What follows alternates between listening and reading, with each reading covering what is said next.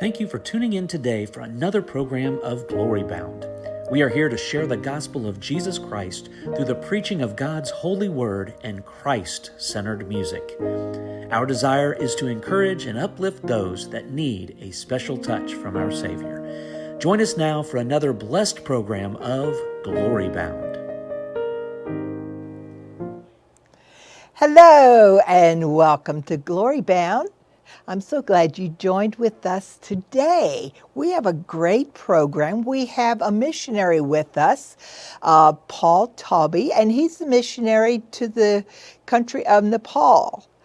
Now, to start our program off first, we've got a singer with us, Audrey Hadden, and she's going to sing the song, On My Knees.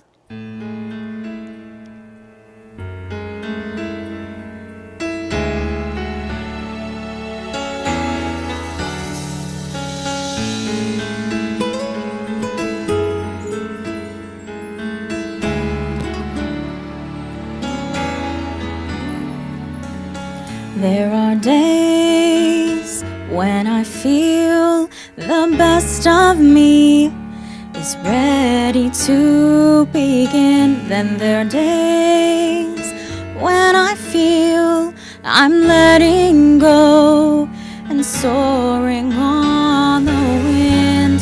'Cause I've learned in laughter or in pain how to survive.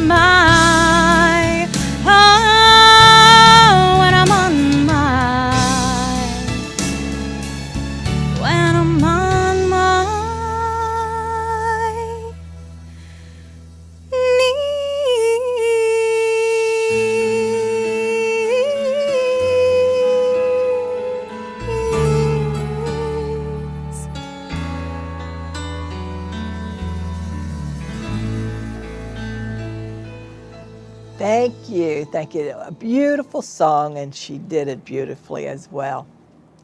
Well, today we have Paul Taube with us. We're going to learn about his mission field of Nepal. He's been a missionary there with his wife, Amber, and their 3 children for 4 to 6 years, I believe. And so we're going to find out all about him and his ministry. So Paul, welcome. Thank you.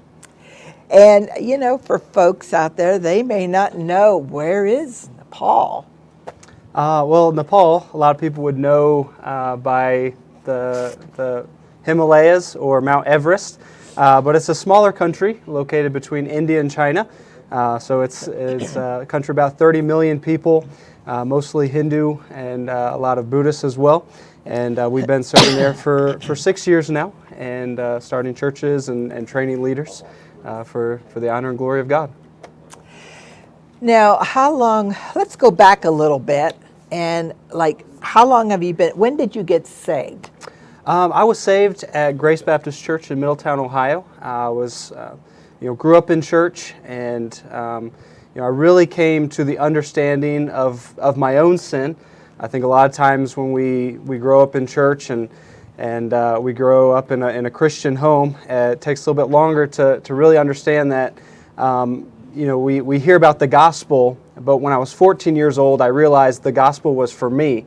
I knew it was for everybody, but it took me that long to figure out that it was that Christ died for my sin and for my wickedness and for the wrong that I had done in my life and for my own pride and self-righteousness. And so 14 years old, after a Wednesday night service, the youth pastor preached about salvation, and the whole time I just sat there and knew that I had never made that personal relationship with Jesus Christ. And so after church, driving home with my dad, I spoke with him, and he went all through it again, the same message I'd heard hundreds of times, but that time I was ready to receive Christ as my own personal Savior. So when did you feel the calling of the Lord on your life to go into missions? It was around that same time after I had been saved there as a 14-year-old. Went to a Christian camp, and camp has always been a big part of my life, and one of the reasons we started a camp in Kathmandu as well, because it had such an impact on my life. But going to a camp, and this camp was a little bit different. It was focused specifically on missions, and all the speakers were missionaries, and even my brother was a missionary at the time, getting ready to go to China, and he was one of the speakers. And they had a pledge, a piece of paper that they were asking people to consider signing, and it was basically a pledge that said that you were putting missions on the table in your life, that you were your default setting was going to be to go as a missionary, and the Lord worked on my heart that week, and I signed that pledge when I was 14 years old, and I still have it with me. I still carry it around, and I told the Lord I was willing if He would have me go, and so the Lord worked everything out and brought a girl into my life that was willing to go to the mission field, and so we left 6 years ago to go to the country of Nepal. How did you get to Nepal? You could have went to the mission field to Hawaii or Japan or Nepal. As I look back, I can definitely see the Lord guiding. I think a lot of times in our lives as we look back and how did we get where we're at? Mm-hmm. We can, when we're living it and we're making the decisions and we're going, we don't see what everything that God is doing. But now as I look back, I can see that God had a purpose in taking our family to Nepal. I always really thought I would be a missionary to Africa.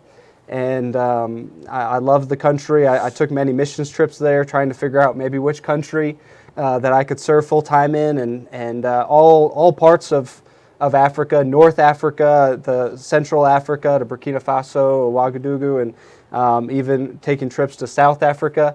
But when I was in training in Georgia, I was working as a youth pastor at a church there, and still preparing for ministry. Another one of the pastors on staff at that church went to the country of India, and when he came back, he started sharing what he'd seen there in that country.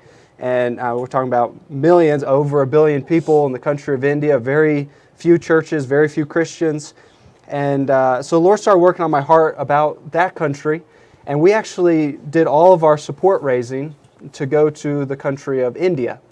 And when we had finished deputation, we finished raising our support, we applied for visas, and India would not give us a visa to go to the country. And so we talked with our partners there that we were going to work with, and they said they had gone to Nepal and visited there. Same culture, very similar language, and they said, why don't you go there, and we can still work closely together. And so really, having never heard much about the country or seen it, we moved our family there and have been serving there. And as we've been there for 6 years, we can see how the Lord, just our personalities and everything that God has done in our life, we could see that Nepal really, more than India, is a perfect fit for where God has put us. So you went there, never been there before, until you actually moved there. Correct. Yeah. Now that's faith. Yeah, it was. We'd been to India, and so we, like I said, we were planning on leaving. We had our tickets bought for India. All of our bags were packed. We'd moved out of our apartment. Everything was ready to go. And so all we needed was a place to land, and God opened up the door for Nepal. Wow. Now, you said you have a brother in China? No longer. No longer, okay. He's a missionary in Taiwan now. Oh, okay, in Taiwan. And our sister is a missionary with her husband in Japan. So we have a family full of missionaries. Yes, wow, that is neat. Because I was thinking, well, do you ever get to visit him if he was in China, but okay. So tell us a little bit about Nepal. What kind of a country is this? Like I said, it's a smaller country, and most of the people grew up in villages. So everybody is. I always joke that you can take the Nepali out of the village, but you can't take the village out of the Nepali. And so it's a much slower paced country. Even in the capital city, which is Kathmandu, with about 4 or 5 million people. Much slower paced, and not a very late culture. Everybody's, by 7:30, 8 o'clock, everybody's pretty much done for the day back home, getting ready for dinner, and then getting ready to go to bed. But it really is a beautiful country with the mountains, and the people too are very very kind, very welcoming. But it is a Hindu country, and so everywhere you look, on every street corner, in every shop, in every place you go, there's idol worship. There's idols and temples, and so it is, spiritually speaking, a very dark country that needs the gospel. And is that the main religion there, Hindu? Yes, yeah, Hinduism, and then Buddhism as well. And really, the two, they kind of come from the same roots, but it's idol worship. Is it a modern country, or are they kind of backwards? No, it is not as modern as India or China or America would be. Maybe 50 years behind what everybody else is doing. But their infrastructure is a lot different, a lot of earthquakes and different things like that. So all the buildings are going to be concrete. It's a lot different than what you would see here in the States. So, of course, here we're so computerized and everything technical, but you do have computers over there. Yeah. Yeah, we have. So you're not quite that backwards. Right. So, okay, good. All right, well, let's look at, okay, you're living over there, your home. Let's just take your home compared to here in the States. Do you have all the up-to-date facilities or not? Yeah. Our house in Kathmandu is very similar to what we'd have here in the States. The way they run things is a little bit different. Our electric is twice as much as here in the States, a little bit more powerful. So you got to be careful with that kind of stuff. We have to supply all of our own water, and so we don't have water coming from the government, and then we have to make sure that doesn't run out. We do run into some shortages every now and then. The first winter that we were there, the gas stations didn't have gas, didn't have fuel for over 3 months because of shortages. And so you're always, in Nepal, you always have to be thinking about, if you have everything you're going to need, and you got to have, whereas here we take it for granted that, if we go to the shop or if we go to the gas station, they're always going to have what we're going there for. There you have to be a little bit. Hopefully. We have times when it's like, no gas. Yeah. And we complain here about the cost, because it's rising again per gallon. But tell us what the cost of gasoline is over there. Yeah, we pay by the liter, but by the time you get it to the gallon, it's $9-10 a gallon there.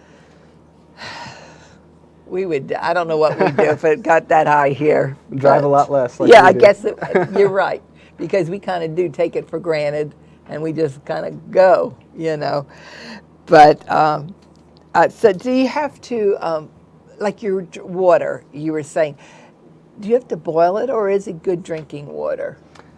We have to filter the water that we drink. Yeah, and so we wouldn't drink the water that comes out of the sink or anything like that. You have to always be careful about what you're doing and take extra steps. Okay, what kind of food? Let's talk about food. Every country has their little, certain type of food. I know Philippines, when we had some of our people here went to the Philippines, they were talking about this, what is it, palu or something? It's a specialty, and it's like, I don't think so. But what about over there in Nepal? Well, actually, that's one of the things I say, that the Lord is, our personality, who we are, is fitted perfect for Nepal. They don't have too crazy food. They actually have very good food, a lot of rice and lentils, but it's just warm, comforting food, and a lot of vegetables, because it's a country run on agriculture, and because of their Hinduism as well, a lot of vegetarians. So we eat a lot of vegetables, a lot of rice, lentils, and it's just really, really good, comforting food. So that's not been a problem. No. For you at all. Okay. All right. Tell us a little bit about the people over there. Were they welcoming to you when you came there, or do they kind of look at you like an outsider? They are very welcoming. They love America. They love the American culture. A lot of the culture that we see in Nepal, especially the newer culture, is being taken from what they see in American movies and what they've heard from America, and obviously Facebook and all those things. They learn a lot from our culture here, but they are very welcoming to us. Obviously, as in starting churches and evangelizing and spreading the gospel, people who are stricter Hindus takes a little bit longer, and they don't, as we pass out tracts and invite people to church. You'll always have, every once in a while, you'll have somebody that doesn't appreciate it too much, but for the most part, we have people that are very interested in hearing what we have to say, and they'll listen, and many times are willing. As a friend, they'll come to church and hear the gospel. So, but the gospel work in their heart is something that takes time, and so people. Our experience is people will not accept the gospel the first time they hear it, and so our ministry there, and from the other missionaries there, the churches that are working there in Kathmandu, it's long-term, continual relationship building and continual talking with people and explaining things and answering questions, and just be willing to be their friend and spend time with them, helping them. Yeah, I was going to say, you probably just kind of have to work on that friendship before you can. Well,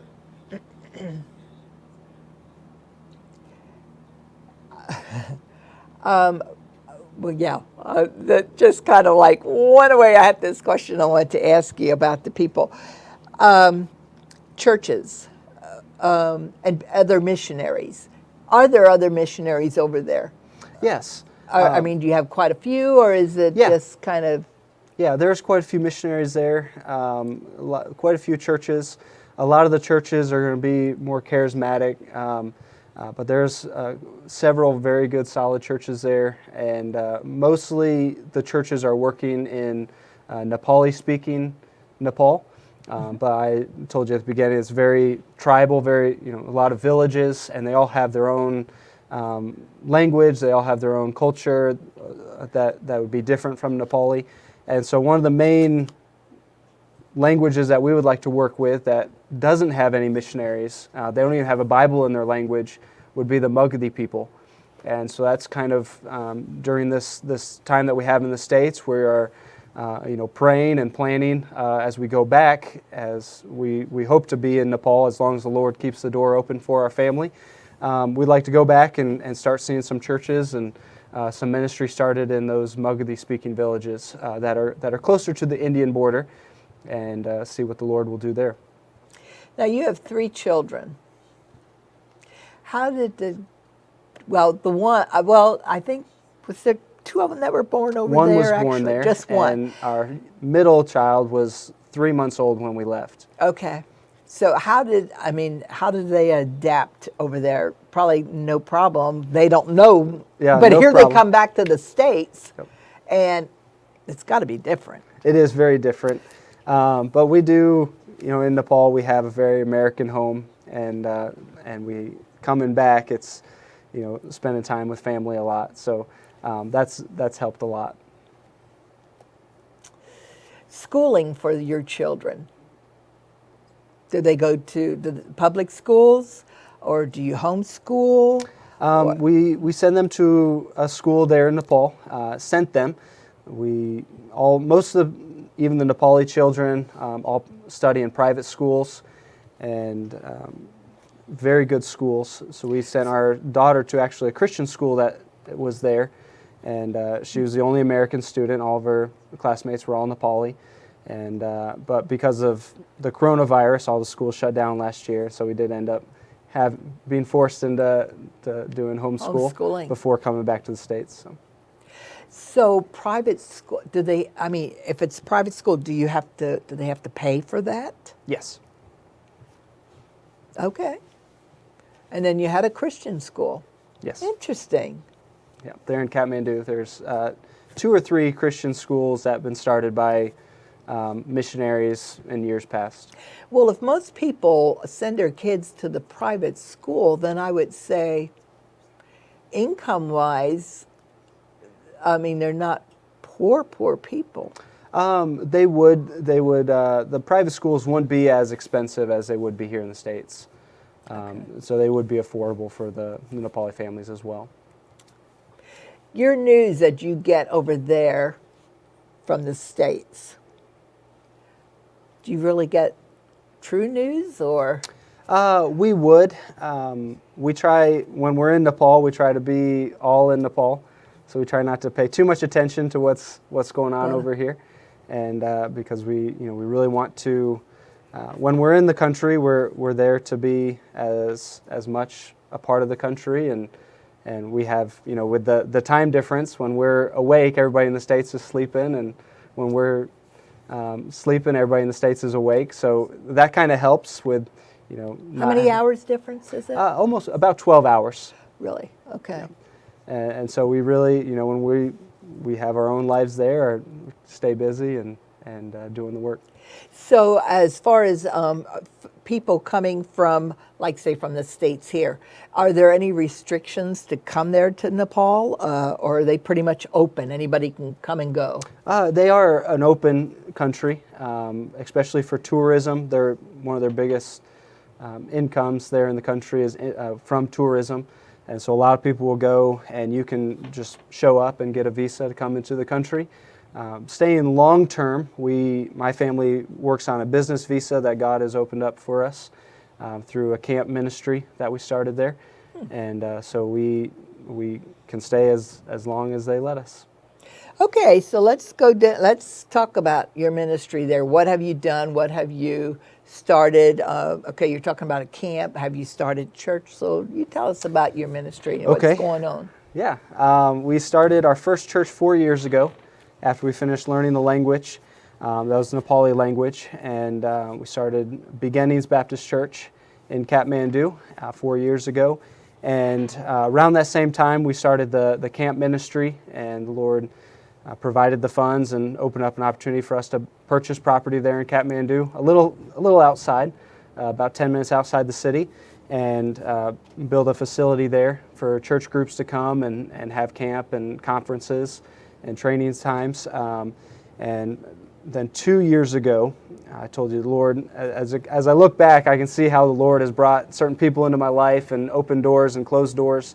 But when we first got there, as we started planning the camp ministry, a good friend of mine was a lawyer, a Christian, and so he helped us get everything set up for the camp, helped us find the property and get the building built there. And he was from these Magadi-speaking villages and had come to Kathmandu and had gotten saved in Kathmandu at a church there. And he started a Bible study in his home for his own people, for the Magadi-speaking Nepalis.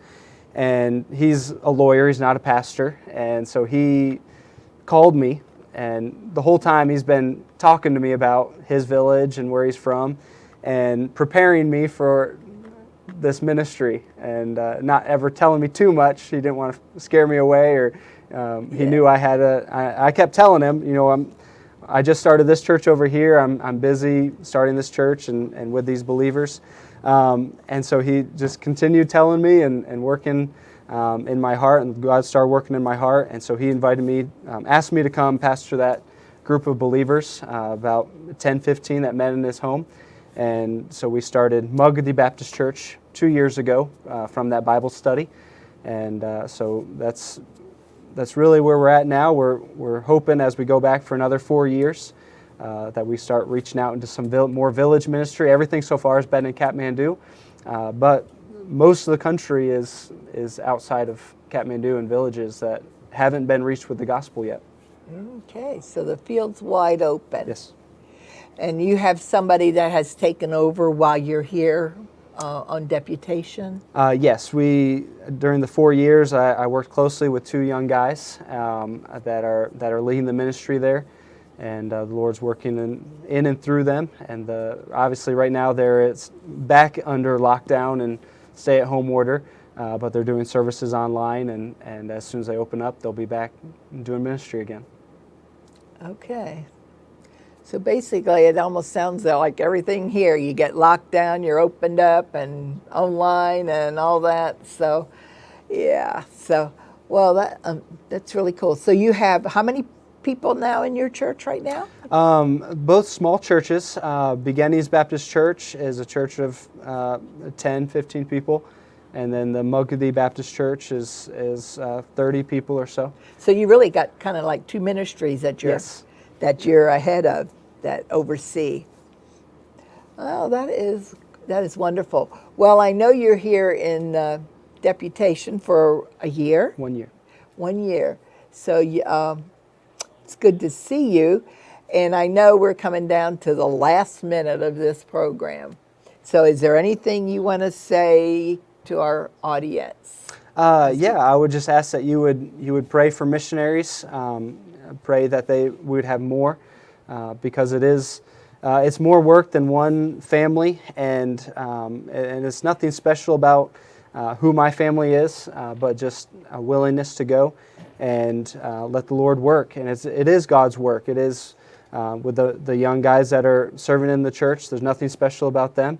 There's nothing special about pastors or missionaries, but it's God's work, and He's special, and He's powerful, and He can work in and through anybody that's willing to serve Him overseas or even in your own church. And that's all it takes is a willing heart, and God will use you. Well, I hope you enjoyed this program, because we've learned a little something about the country of Nepal. And Paul, it was so good to have you with us. And we'll be praying for you. Until next week. Bye-bye. Thank you for watching Glory Bound. We hope you have enjoyed our program. If you have made any decision for Christ today, or have any special prayer requests or questions, please contact us at 765-935-1435 or email us at hbcglorybound@gmail.com.